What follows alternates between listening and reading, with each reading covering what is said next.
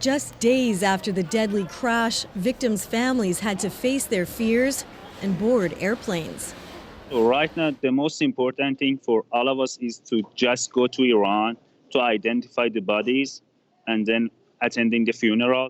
Javad Soleimani and Ali Reza Ganji met on the flight from Toronto to Frankfurt.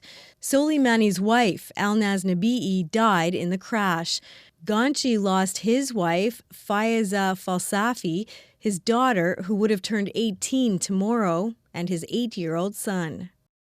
We are waiting to understand what's happened. The two men are stuck in Frankfurt, waiting for their airline to resume flights to Tehran. Paul Jaroge knows exactly how they feel. His family was killed in the crash of a Boeing MAX 8 in Ethiopia last March. You're lost. The void, the solitude, the imagination of your loved one last moments. One of the stresses, the time it will take to get the remains.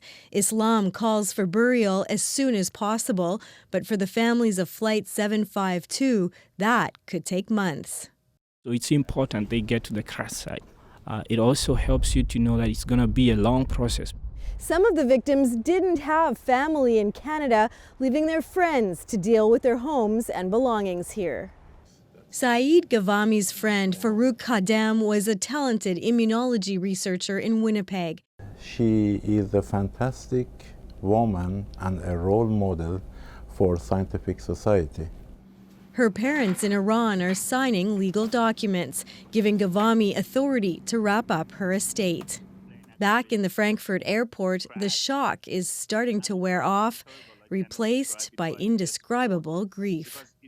In just 1 second, I lost all of my life. And I don't know how can I continue my life.